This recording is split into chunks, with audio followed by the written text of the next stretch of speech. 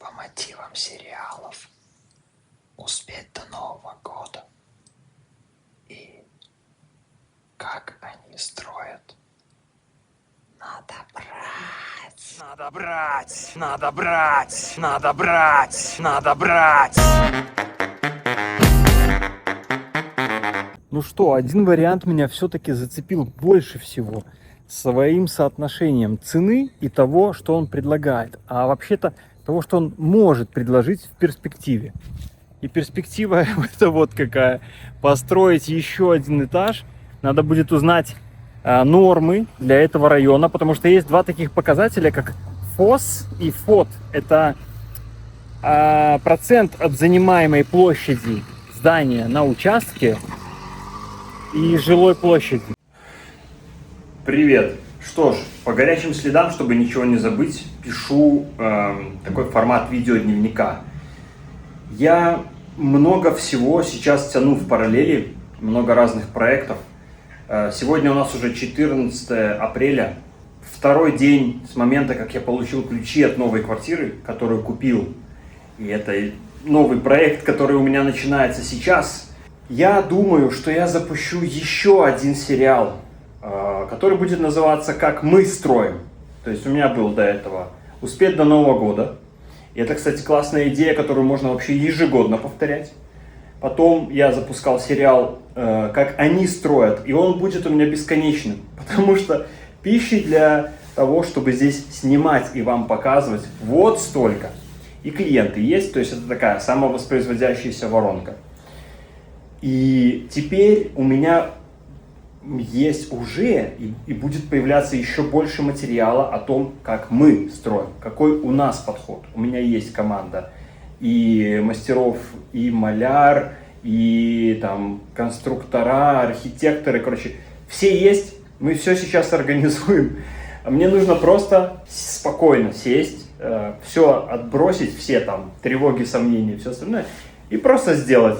Хочу сейчас чаще выпускать материал, пусть будет немножко более сырой формат, но при этом будет более насыщенная и честная подача. То, как я это делал в самом начале в сериале «Успеть до Нового года». Я так понял, что вам такой формат зашел, понравился. И, если честно, я сам, наверное, лучше себя чувствую, когда не пытаюсь сам как режиссер или как продюсер оценивать качество своего материала, а просто вот как журналист, как, знаете, чувак, который в боевых действиях каких-то бегает с камерой и просто все, что снимает, все сразу передает. Короче, приятного просмотра. Ну что же, наступил этот исторический день, и я стал обладателем этого дома, и сегодня я получил от него ключи. И сейчас готов провести для вас special room tour. Марсело решил оставить мне вот эту всю штуку. Я хочу ее раздать, мне не думаю, что нужно. Или, может, я подниму на крышу, посмотрим. Короче, шторка мне осталась вот такая. Я начну с проблем, которые происходят снаружи. Короче, муниципалитет здесь снес бордюр, который был вот такой высоты, чтобы сделать вот такой заезд. Типа безбарьерная среда. И теперь, поскольку здесь идет склон, Марсело говорит, во время дождей, когда ездят машины вот здесь, и здесь течет вода, они делают такую волну, которая затекает прямо сюда. То есть тут особо уклона большого нету, отсюда сюда. И вода заходит вот так вот в дом и говорит, что накапливается здесь лужа. И поэтому он использовал вот этот мешочек с песком. Ну, мы будем чуть-чуть более по-инженерному решать задачу. Сначала мы пойдем повыносим мозги в муниципалитете, чтобы они просто переделали эту штуку, например, сделали въезд или вот там где-то, или где-то еще.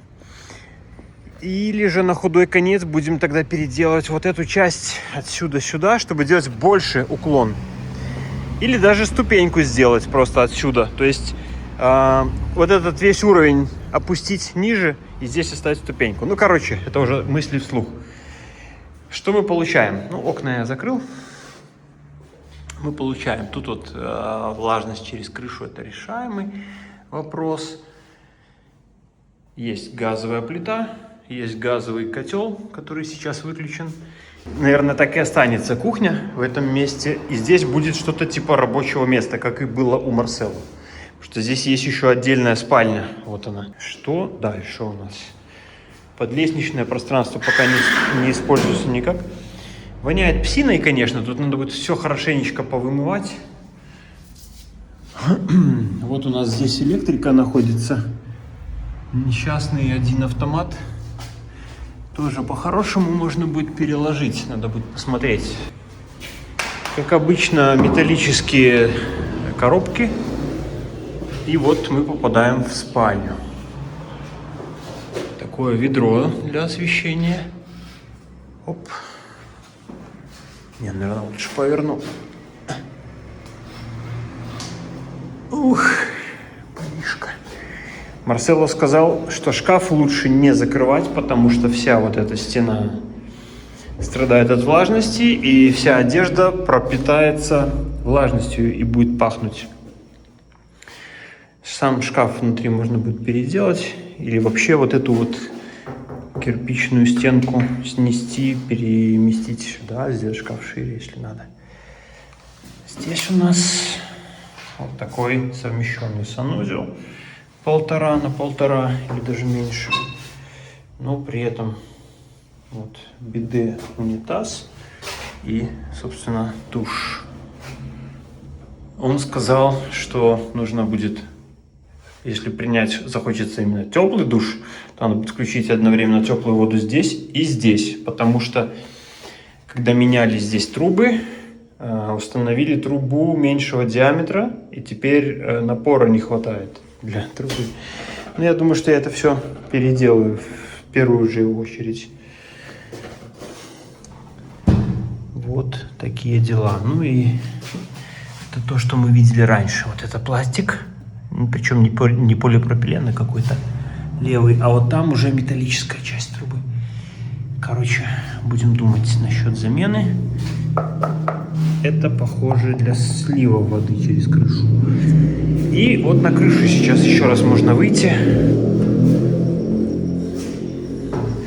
Подъем довольно крутой, но какой есть. Вот это пространство вообще никак не используется пока.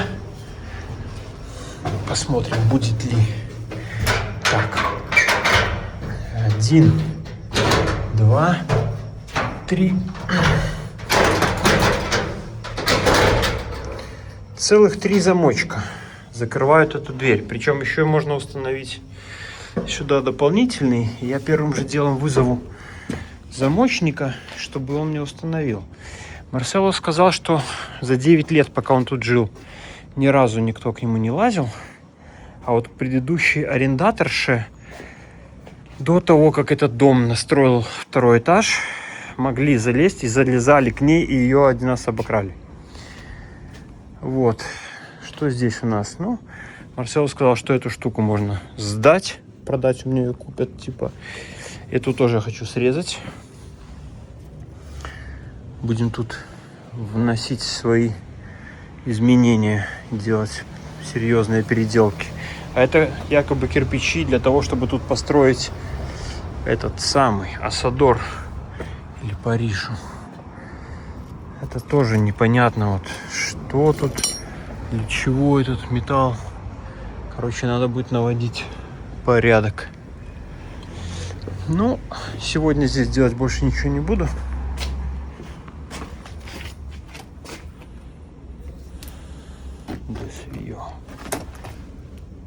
Это старый водный бак, который сняли.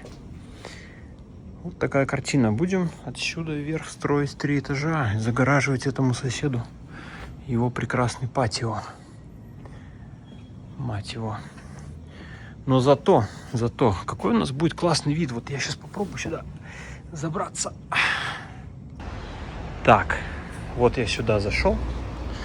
То есть моя стенка будет, ну, где-то тут проходить. Вот, наверное, по вот этой как раз линии. Да. Похоже, что по этой линии мы будем расти вверх. Аж на 3 этажа. И это значит, что если я себе спальню сделаю на самом верхнем этаже, то я буду видеть поверх вот этих крыш И, в принципе, мне будет видна неплохо Нуэва Кордова. Ну, а в ту сторону посмотрим. Это добавить еще 9 метров. Тоже, думаю, будет вид получше. Такие вот дневники, записки чокнутого. Готовимся. И еще немножко из интересного. Похоже, точнее не похоже, чтобы у него тут жил хомячок, но, наверное, огромная крыса. Судя по следам жизнедеятельности. И вот эта трещина тоже интересная, которая идет по стене.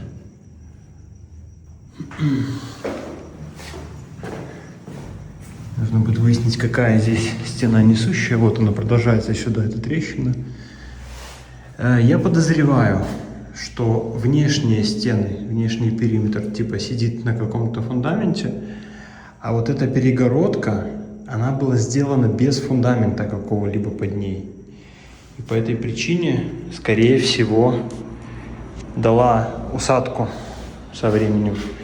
Нужно будет потом проверить еще ровность всех полов.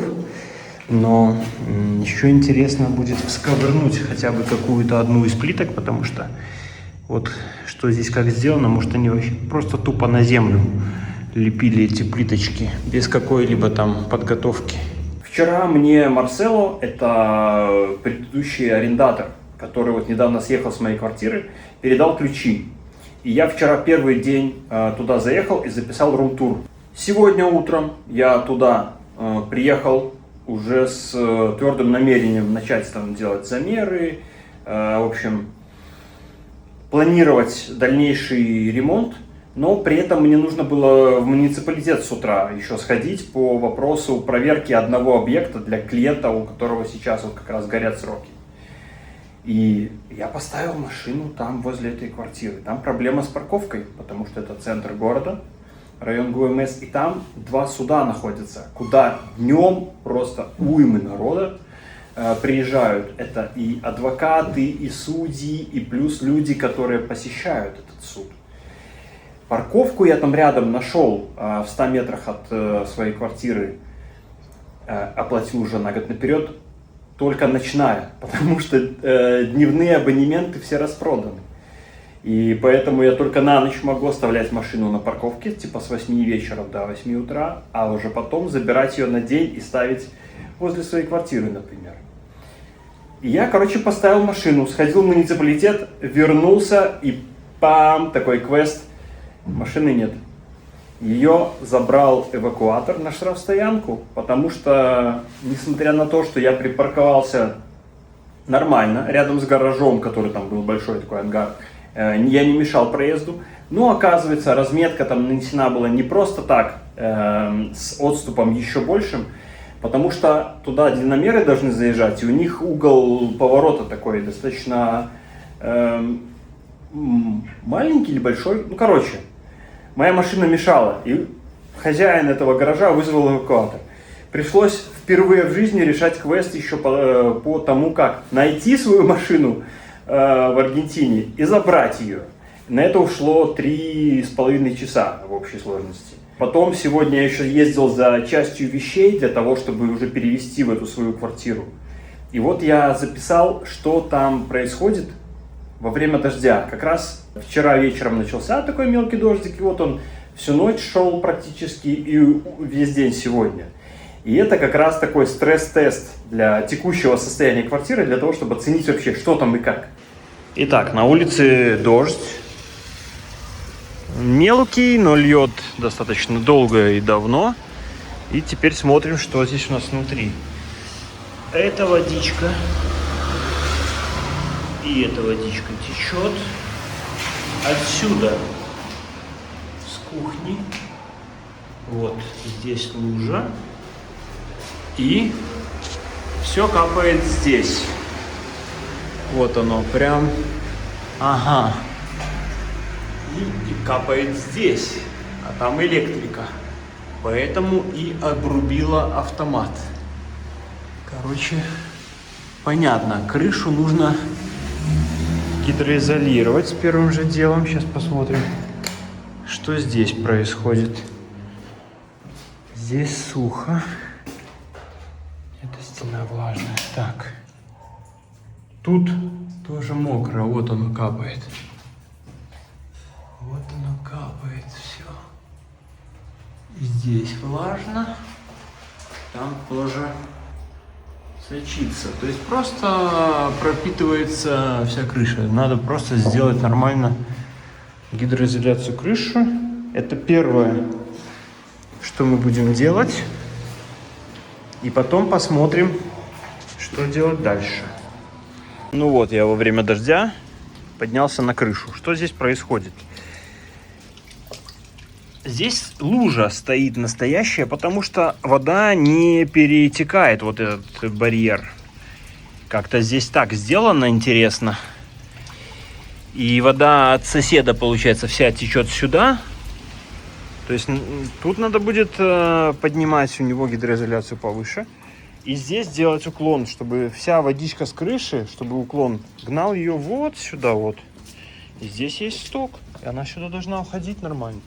То есть просто пока что первым шагом, самым простым, чтобы до согласования проектов, до всего, сделать стяжку крыши с уклоном и сделать гидроизоляцию вот такую же. И все. Привет из будущего. А почему из будущего? Потому что вы видите, что уже что-то немножко изменилось. Видеодневник я, кстати говоря, выкладываю регулярно, практически каждый день в нашем телеграм-канале. Он сейчас стал закрытым по подписке. Кому интересно, пожалуйста, ссылка будет в описании. В этом выпуске я пока не вставил ничего касаемо строительства, потому что вы, я думаю, понимаете, что прежде чем какую-либо стройку начать, нужно начинать с изысканий, проекта, планов и так далее. Чем мы в следующих выпусках и займемся.